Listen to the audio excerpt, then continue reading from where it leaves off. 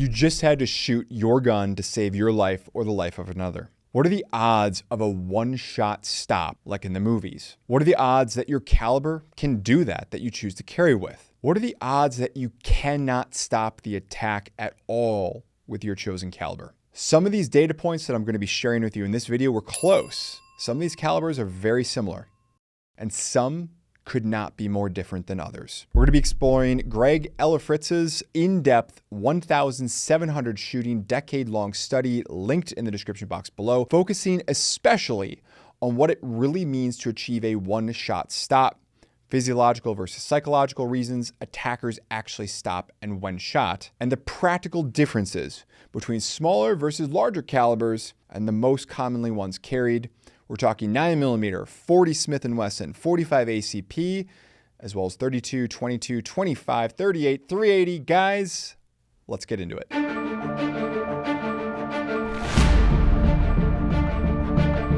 All right, so let's start with the concept of what this is. What are we talking about when we say one-shot stop? Because definitions are really important when we're talking about studies and reports and that kind of stuff. The one-shot stop is, of course, the golden ideal in many self-defense firearm scenarios. Hollywood loves to show an attacker just kind of folding up and collapsing from a single bullet. But the real world data, as well as anybody who's hunted deer, just knows that it's far more complicated and nuanced than that. This definitional point is critical. A one-shot stop in this context means that the attacker ceases hostile action immediately. If they're fighting, they stop fighting. If they're running, they fall within about 5 feet. Now here's the kicker. Most shootings don't end with a single shot. In fact, the average number of rounds it took to bring an attacker to a stop across those same defensive calibers was consistently just around 2. Keep in mind, for background knowledge, average citizens in a defensive gun use case have an accuracy rate of around 23 to 30%.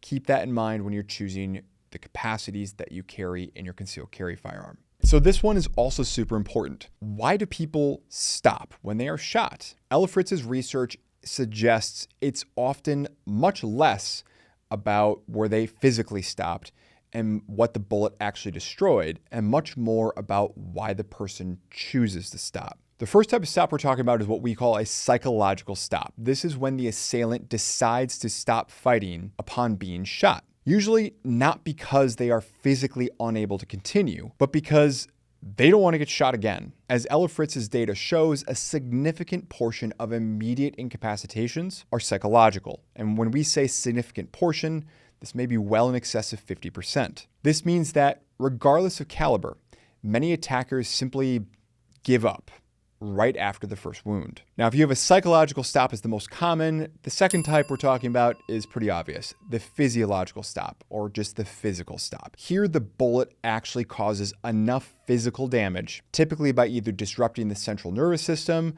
lights go out, or causing significant blood loss, lights go out because of oxygen loss, that the attacker becomes incapable of continuing their attack. To achieve this reliably, you need to either have a direct hit to the brain or upper spine, or enough bleeding, often from major blood vessel loss, that it renders the attacker unconscious. Keep in mind, you can stop the flow of blood carrying oxygen to the brain, and the attacker may still have around 12 to 15 seconds, according to studies, worth of inflicting damage time in them. So this is not just shoot them once in the heart, they go down. It's shoot them once in the heart, and then you need to survive for upwards of 15 seconds before they hopefully go down at that point. What I believe that my numbers show is that in the majority of shootings, the person shot merely gives up without being truly incapacitated by the bullet. Psychological stops are occurring. The problem we have is when we don't get a psychological stop, end quote. So really quickly, let's talk through the importance of a headshot versus a torso shot versus an extremity shot. What are the rates of stopping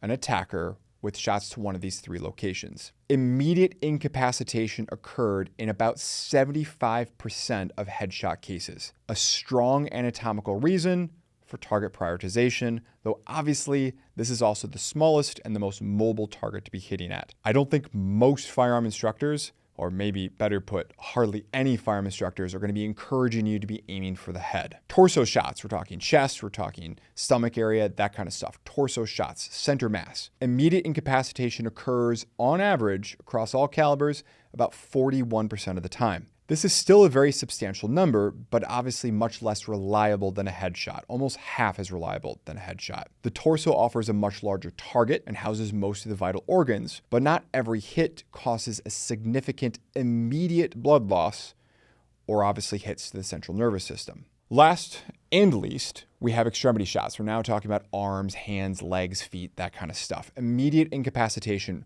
14%. In most cases, these are ineffective at stopping an attack right away, and understandably so, underlining the critical importance of accuracy and shot placement over caliber choice alone. Put another way, a 44 Magnum to someone's hand won't be as important as a 22 headshot. So let's take a closer look at some of these calibers and help out this conversation so we're not just tediously rolling through information. I group these into largely two buckets. We've got the small calibers, we've got 22 rimfires, both short and long, 25 ACP, 32 ACP, 32 long, all that kind of stuff. The Lord's caliber, as some people online like to call it. Now, these three calibers are often criticized for their low power, but Ellerfritz's data surprisingly shows that they're actually pretty similar to the bigger calibers when it comes to immediate incapacitation, mostly because of psychological stops. However, when it comes to failure rates, i.e., when people weren't stopped, no matter how many rounds hit them, the small calibers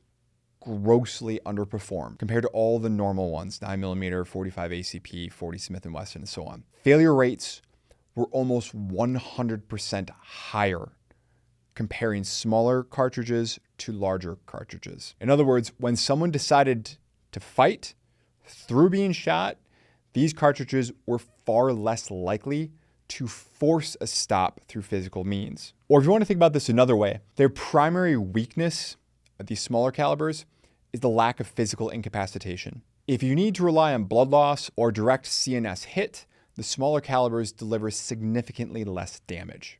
Now, if we flip over to the larger calibers, we've got four things grouped here. We've got 38 Special, 9mm, 40 Smith & Wesson, and 45 ACP. All four actually had very similar real-world one-shot stop potential rates, as well as average number of rounds needed per stop of around 34% for 9mm, one-shot stop rate, 45% for 40 Smith & Wesson. And actually, both 38 Special and 45 ACP were both tied in between those two, the 9mm and the 40, at 39%. Their failure rates were, however, clustered much more tightly, between about 13 to 17%. In other words, about the same for all of them. This is a vindication for those who do choose to carry 9mm, 40 Smith & Wesson, 45 ACP, or 38 Special defensively. Statistically, you are not gaining or losing much with a switch between, frankly, any of these calibers, judging by their failure rates and their incapacitation rates. Now, the practical edge for these larger calibers versus the smaller ones,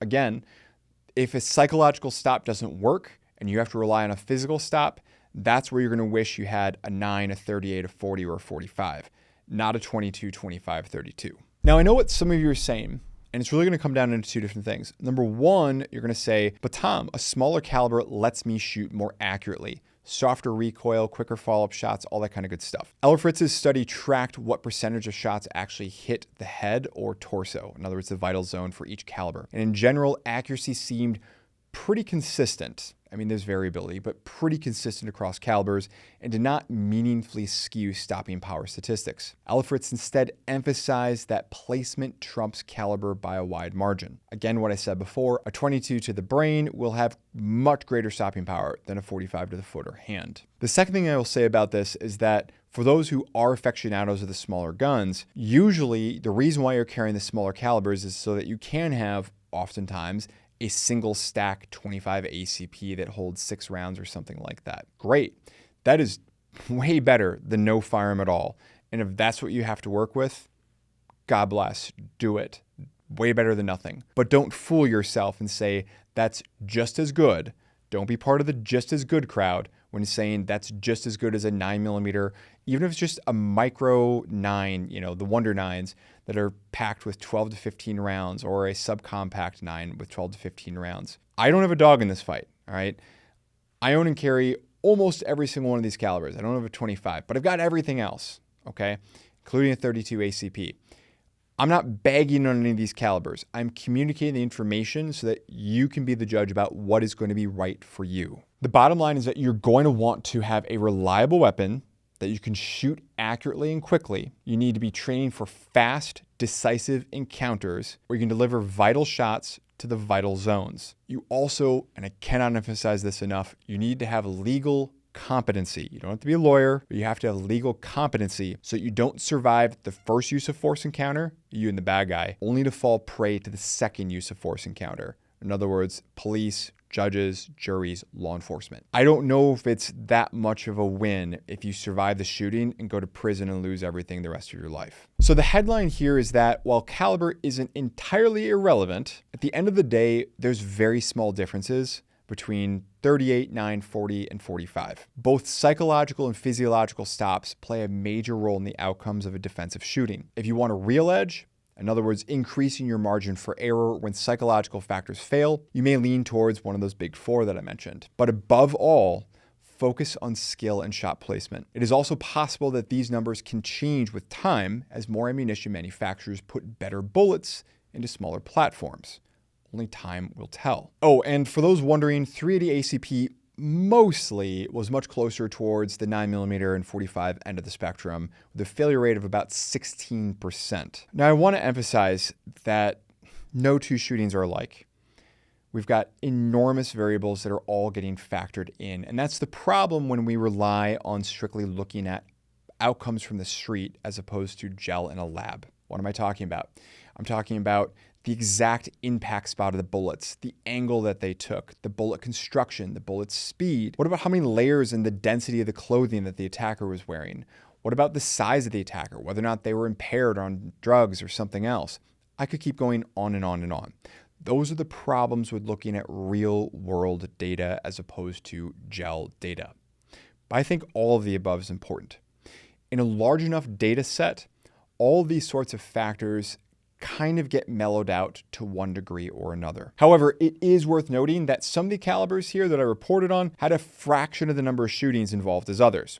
So for instance, the 9mm statistics, where there were many more shootings involved, I think there was about 456, versus the second place caliber, which is 45 ACP at I think 209 shootings respectively. You compare that to, for instance, the 32 ACP at 25 shootings and the 25 ACP at 68 shootings, and you can see how, look, we may not have super reliable data on those smaller calibers to draw complete concrete conclusions on. If you want to see more videos like this, where I'm exploring, I think, interesting defense subjects with facts and evidence, let me know.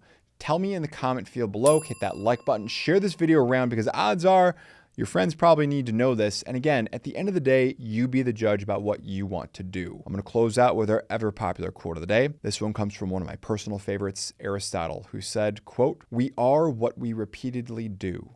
Excellence, then, is not an act, but a habit," end quote. I appreciate you sticking around, and I'll see you in the next one, as well as in the discussion below. Take care. Thanks for sticking around to the end of the video. If you enjoyed this one, please feel free to check out some of our other great content, and we'll see you in the next one.